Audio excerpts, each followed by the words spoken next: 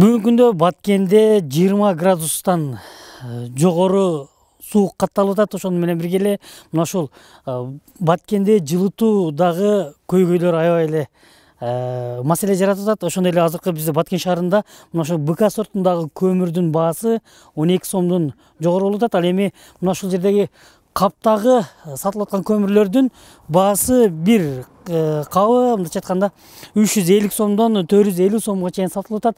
Эң негизгиси мына ошо жылытуу системасында эл көмүр менен кымбат болгондуктан электр энергиясын колдонуп, ошонун айынан туура эмес колдонуп, өрт чыккан, адам өмүрүн алган учурлар дагы катталды.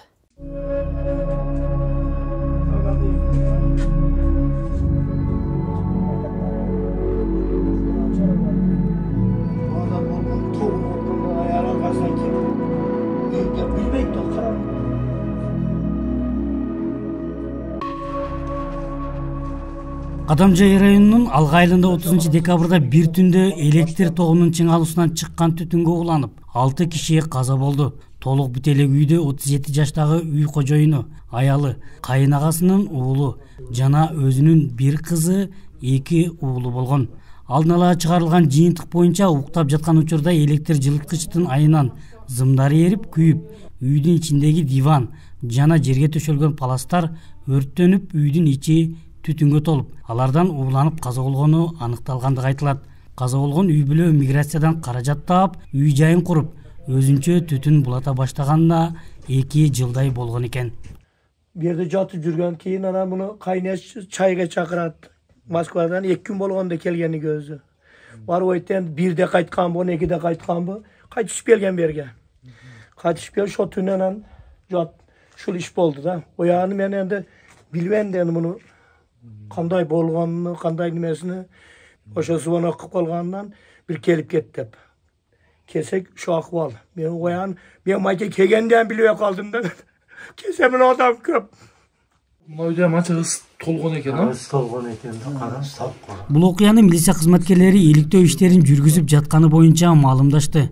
Ал эми өзгөчө кырдаалдар министрлиги аймактарда өрттүн алдын алуу боюнча үйдү жылытуу коопсуздугун сактоого байланыштуу түшүндүрүү иштерин жүргүзүп, эскертүү бергени менен мурдакы жылга салыштырмалуу өрттүн катталуусу 30%га көбөйгөн. Негизинен өрт кырсыктары турак үйлөрдө болууда. Бул турак үйлөрдө мына кышкы мезгилинен от жагуучу мештерден келип чыгып атат.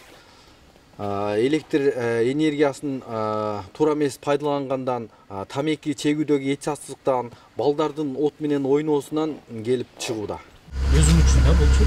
Өзгөчө кырдаалдар министрлигинин Баткен облусундагы башкармалыгынын кызматкерлери кыш мезгилинде өрт кырсыктары жеке турак жайларда көп катталгандыктан алдын алуу иш чараларын өткөрүп, жеке үйлөргө кирип түшүндүрүү жумуштарын жүргүзүп турушат. Кагазда берди, ушуну окуп көрсөңөр түшүндүрмө болуп жазылган эди. Үйдү кантип жылытып атасыз? Үйдү ошо көмүр печка менен жылытып атабыз. Электр энергиясы жардам бербей калды мына сууктачы. Көмүр жакпасак үйлөр жылыбай калды ошо. Көмүр кымбат азыркы күндө. Буга чейин бийлик Баткен шаарында базар баасынан арзаныраак көмүр менен жергиликтүүлөрдү камсыздап турган. Азыркы учурда көмүр шахталары менен сүйлөшүүлөрдү жүргүзүп жатканын, жакынкы күндөрү көмүр келээрин маалымдашты. Аскар Баймуратов, Бейтарап, Баткен.